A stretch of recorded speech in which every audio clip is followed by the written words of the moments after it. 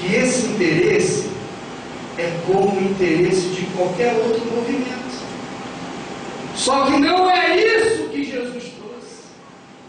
Jesus trouxe uma proposta além. Jesus trouxe uma proposta revolucionária, não no sentido de uma revolução semelhante a de um Napoleão, semelhante a de um grande líder de Estado. A proposta de revolução que Jesus trouxe é semelhante a um grão de mostarda que cai silenciosamente.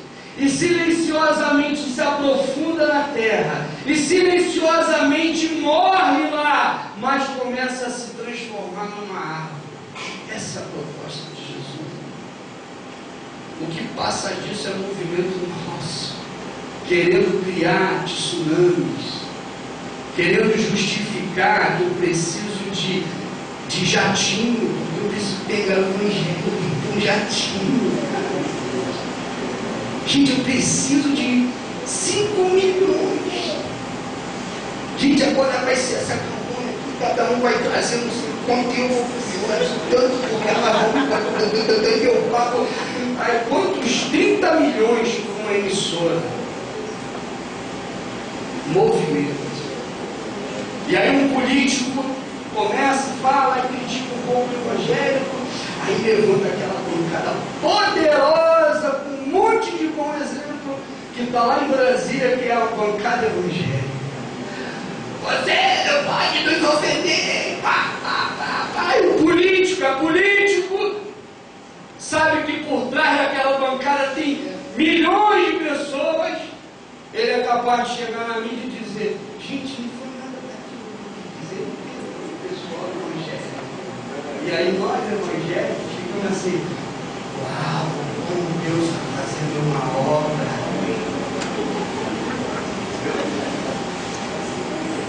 Então Deus não fez a mesma obra lá, Paulo, que está morrendo esse padre, né? Lá ele não quis fazer, aqui para a gente inteira, né? Afinal, nós somos o povo de Deus. Temos rádio, televisão, jornal, temos pastores que são quase mais ricos do mundo. Irmão, se liga em nome de Jesus. Eu estou dando essa palavra para os irmãos muito consciente. E uma das razões que eu estou dizendo, é que eu digo o que eu já disse em outros lugares pregando, e vou dizer hoje aqui, como irmão Alex e como pastor dessa igreja.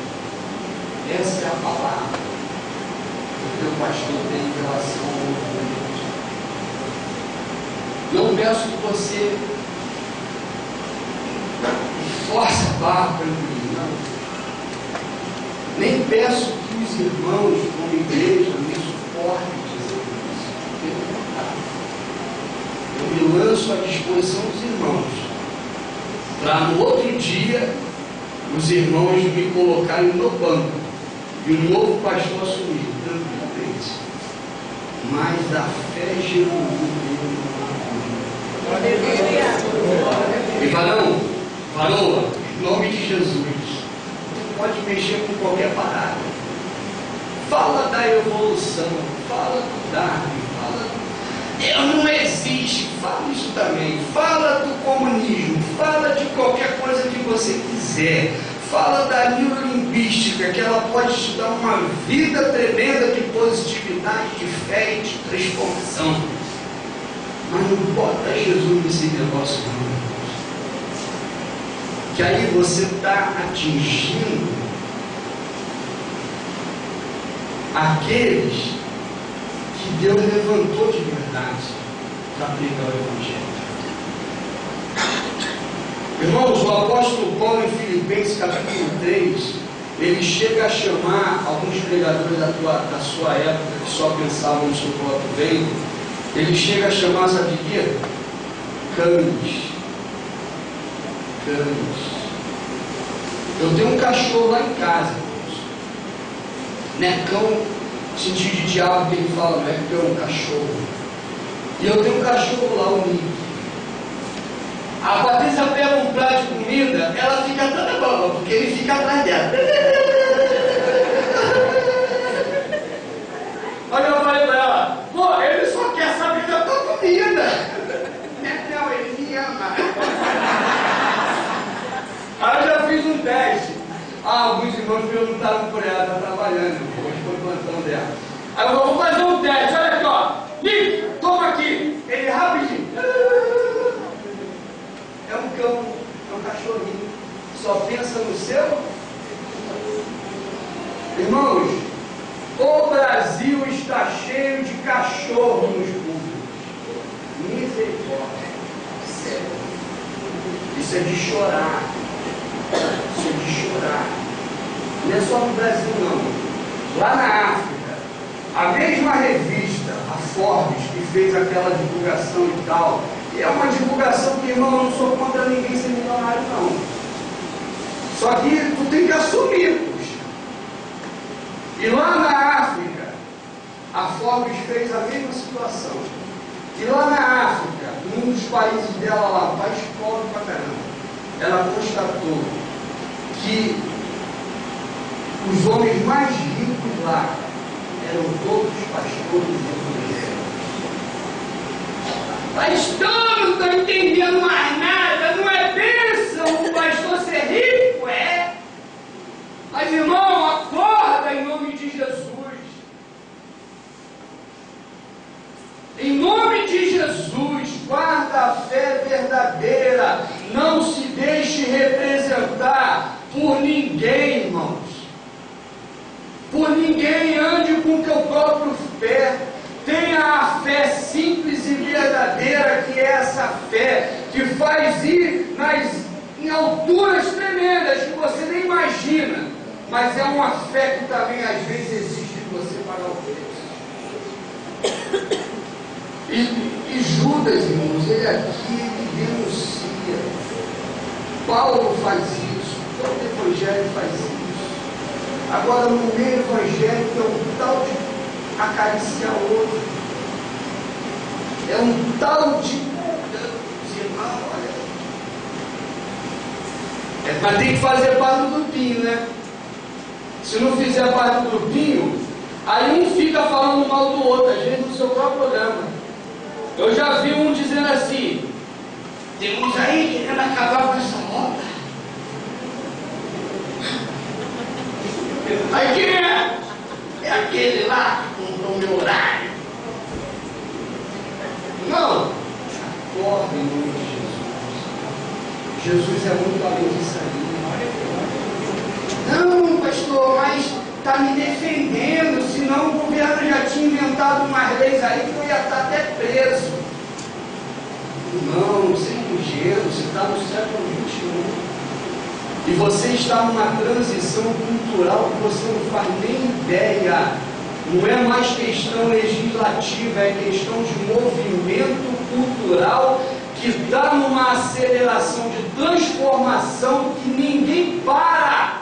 Não é legislação, é sociedade globalizada pretendendo ter uma só cultura, pretendendo ter valores iguais, e a coisa está vindo como rolo compressor. Não é legislação que vai impedir isso, porque a própria palavra já constatou e nos revelou que nos últimos dias a iniquidade se multiplicaria.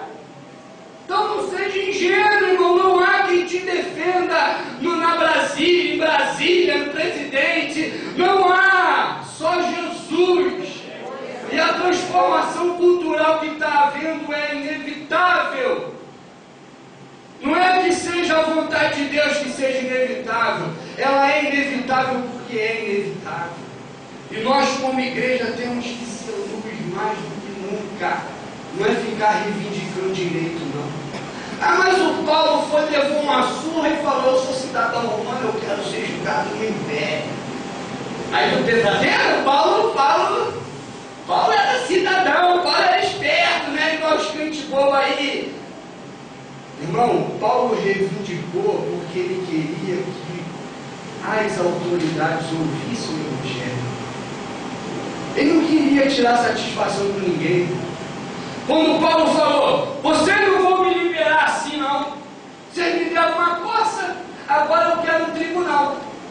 Aí a gente pensa, Paulo é tremendo, né? Eita ferro, se ele tivesse hoje aqui, ele estava lá na defesa do consumidor, reclamando da TIM, da hora, ele já estava lá em Brasília, botando o dedo na cara daqueles políticos. Nada, irmão. Ele queria pregar o Evangelho para as autoridades. Foi o que ele fez. Em nenhum momento você vai ver Paulo se defendendo. E você vai ver Paulo pregando o Evangelho. Ao ponto de um rei chamado Agripa dizer: Paulo, por pouco eu me converto à tua pregação. E ele é algemado. E ele vira para Agripa e fala assim: Rei Agripa, quem dera, mas não somente o Senhor, mas também todos aqui que me ouviram, com exceção dessas algemas. O cara ainda é poeta. Está preso, está algemado, está pregando o Evangelho e ainda tira uma onda de poeta. Quem dera, Rei Agripa, que o Senhor, não, mas não só o Senhor, todos aqui, com exceção dessas algemas. E aí, irmãos, o governador Festo estava prontinho para liberar ele. Só que ele recorreu ao quê? Ao Supremo Tribunal Federal. Alguém te pensa assim: esse Paulo não é brinquedo não, ele quis logo ir lá em Roma e reclamar com ela. Ele quis pregar o Evangelho lá. E ele preso, escreve dizendo: gente, eu estou preso aqui. Na carta dele aos Filipenses, na carta dele em 1 e 2 Timóteo, ele diz assim: gente, eu estou preso aqui, mas eu estou feliz. Olha, toda a guarda pretoriana está servindo a Jesus. Ele não foi, irmão, reclamar, ele foi pregar o Evangelho de serviço. E sabe o que era a guarda pretoriana? Era a guarda meio pessoal do imperador. Então ele estava feliz porque ele estava quase chegando lá. E diz a história que no seu último julgamento ele teve a oportunidade de estar cara a cara com Nero. Aí tu acha que ele ficou reclamando: Nero, você não sabe, mas por trás de mim tem milhões lá na Judéia, outros milhões em Corinto, olha, Nero, tu vai perder o teu poder, tu trata de pedir desculpa para mim. Falou isso? Pregou o Evangelho. E o Nero falou: leva esse cara e corta a cabeça dele. Quando Paulo reivindicou ser julgado, ele sabendo ou não sabendo, ele reivindicou a sua morte. Ele podia sair tranquilo, irmão, mas ele reclamou, ele correu atrás do direito dele, mas para pegar o Evangelho, para ser luz, para ser luz, para ser luz. Um dia desses eu ouvi um pastor. Esse homem é de Deus, esse pastor é de Deus, um homem abençoado, já bem idoso. E ele proclamou à igreja a se armar, a orar, porque ele descobriu que os muçulmanos estavam fazendo, isso agora há pouco tempo, por volta de 2010, 2009, estavam fazendo um grande encontro lá em São Paulo para criar uma estratégia para evangelizar os brasileiros na religião muçulmana. E aí esse pastor, assim, um homem de Deus, vocês entendem, mas ele disse assim: vamos orar, vamos guerrear. Só que, irmão, raciocina. Tem países islâmicos que o crente quer empregar e não pode, porque é uma porta fechada. Países lá localizados no mapa, quando dizem lá, eles chamam de janela 1040, países ali aglomerados, que possuem as maiores populações mundiais. É um local difícil você chegar para pregar o Evangelho. E agora os caras de lá estão vindo para cá. E eu vou orar contra isso. Deixa ele vir, irmão. Vem pregar